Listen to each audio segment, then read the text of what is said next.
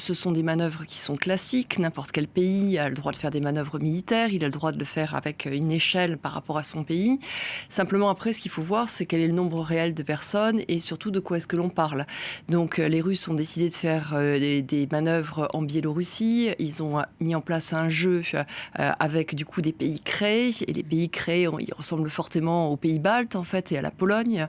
Donc, c'est pour ça que, justement, les pays limitrophes, qui connaissent parfaitement l'ogre russe, qui se souviennent du soviétisme, savent très bien que la paix d'aujourd'hui ne sera pas forcément celle de demain. Donc, du coup, évidemment, ces manœuvres sont regardées de près. En plus, officiellement, c'est 13 000 hommes.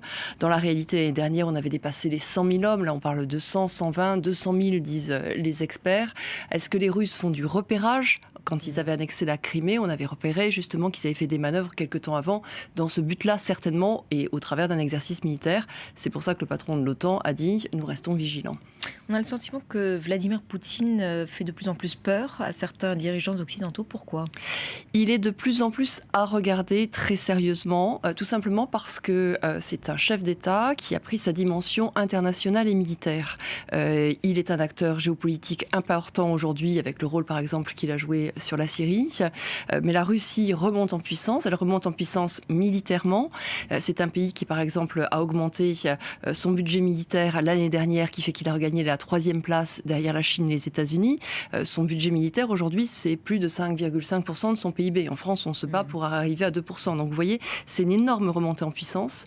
Il y a de toute manière des traces qu'on a quitté la Russie qui était post-effondrement du mur.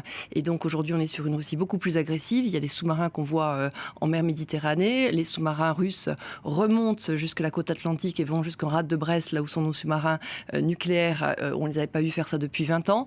Et Vladimir Poutine choisit de vendre des armes avec le président Erdogan, accord de circonstance sur la Syrie, Erdogan faisant partie de l'OTAN. Vous voyez, tout ça montre bien que c'est un homme qui sait où il veut aller et qui aujourd'hui est en train de manœuvrer ses pions sur l'échiquier.